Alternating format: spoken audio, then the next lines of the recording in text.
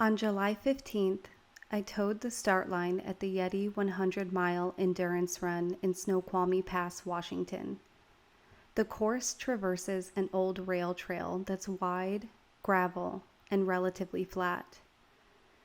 I had decided that I would finish the race no matter what after failing to complete my first 100-miler last year. Despite not training for the previous 11 weeks and only running a few times during that time, I was convinced I would finish. This delusion was brought on by the inspiration I gained from pacing my friend Mike for 39 miles to his Western States finish 3 weeks prior. My body felt strong. I knew I could do it. The race started at Hyack at 7 a.m. John, Zella, and Mike were there to see me off. I was nonchalant. I was calm. I tried not to think about the monumental task that lay before me. To do so would induce panic. We took off, and soon we were in the 2.3-mile-long Snoqualmie Tunnel. I was moving quickly, running 10-minute miles. My plan was always to go out fast, utilizing this 21 miles of gentle downgrade before the heat set in. This race allows crewing outside of aid stations anywhere the trail crosses a road. The first stretch is 13.3 miles, so I checked the map and saw what I thought was a road crossing halfway through. But an hour into the race, John texts me a picture of the trail crossing 50 feet over the road below. Shit. But this didn't stop my crew. They climbed up a nearly impossible steep grade to reach the trail and fill my water bottles.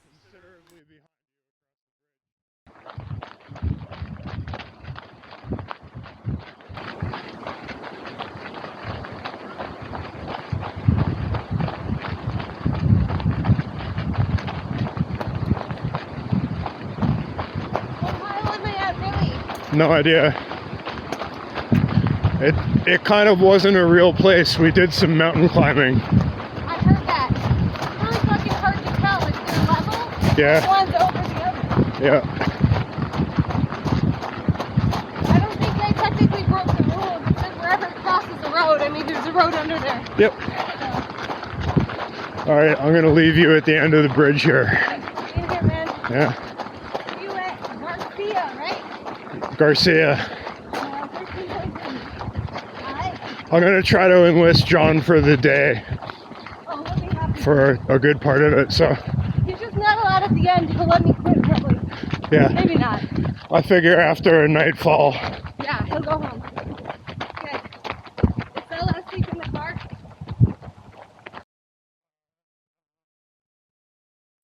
I came into the Garcia aid station 15 minutes ahead of schedule and traded my empty bottles for full ones. I refilled my supply of spring energy gels and kept moving the 8 miles towards the turnaround point at Rattlesnake Lake. See you soon. My crew was telling me to slow down. I was moving too fast. But I was running by feel, and I knew that this was the only section where I could really run, so I wanted to make it count. Hey, Do you consent to being filmed? I do.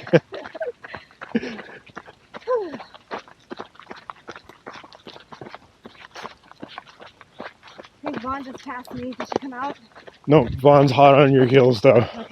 Don't let your Vaughn guard down.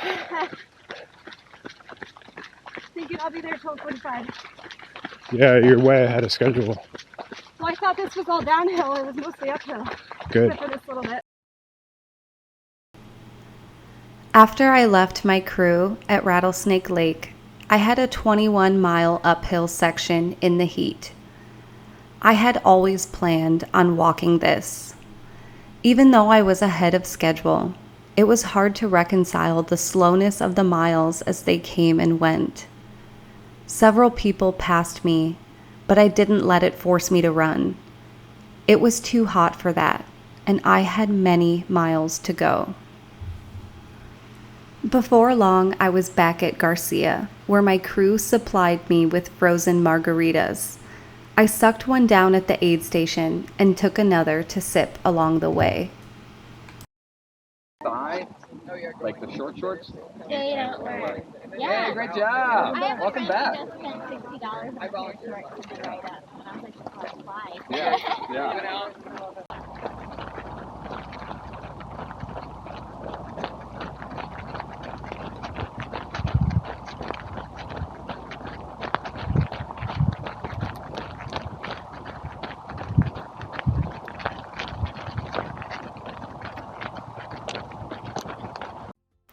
After leaving Garcia, I headed to our unofficial aid station.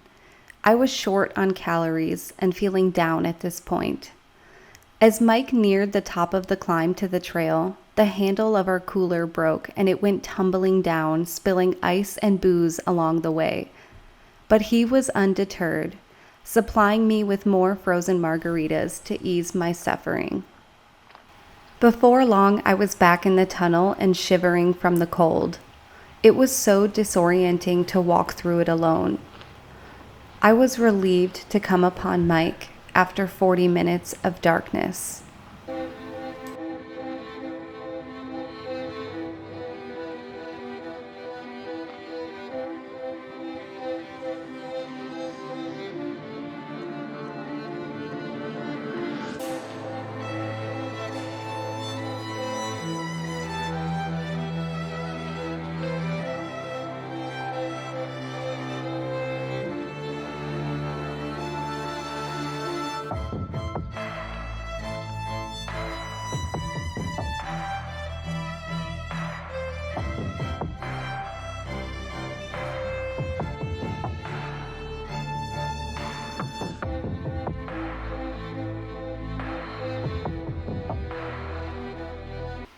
I was even more relieved to arrive at Hyak, mile 42, 45 minutes ahead of schedule.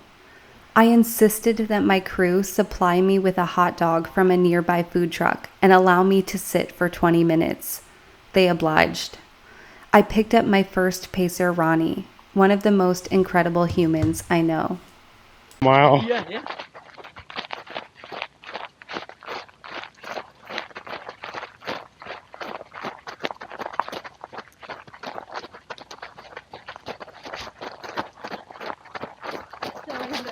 I'll do the Western States guy. Is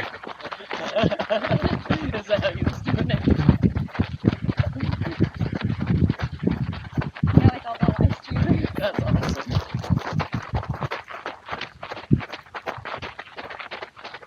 That's a cool little camera. Yeah. But you gotta get into camera with the stuff. Having Ronnie with me was so uplifting. We ran along Cachilas Lake as the sun dipped behind the mountains. We joked and listened to music. Darkness fell as we made our way through Crystal Springs and Cabin Creek to the crew access point at mile 60, the Easton Fire Station. I hallucinated several animals, including an opossum, a badger, which caused me to gasp and jump back, and many pairs of cougar eyes.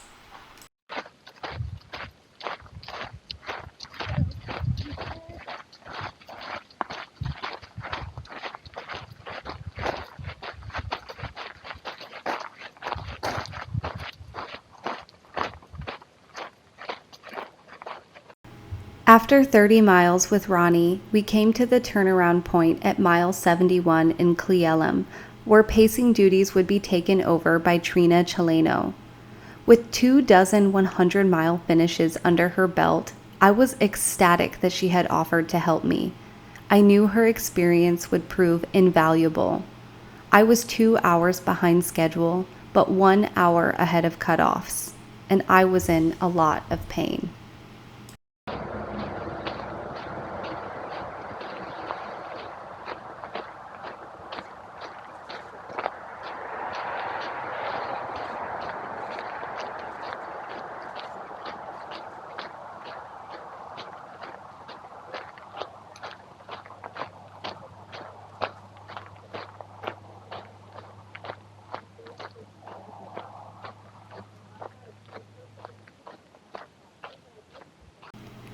The sun rose as Trina and I trudged along.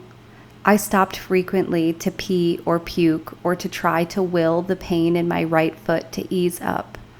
We walked slowly, and her gentle pressure kept me moving. I thought about how I was almost done, but I still had over 20 miles to go. The bottoms of my feet felt like they had been beaten with a sledgehammer. See you later. Still, I didn't let the idea of quitting enter my mind. I was going to finish. If I didn't, I would have to do this again, to try again.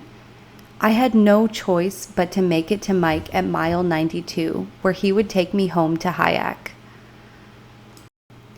He came bearing Fireball whiskey and not much else.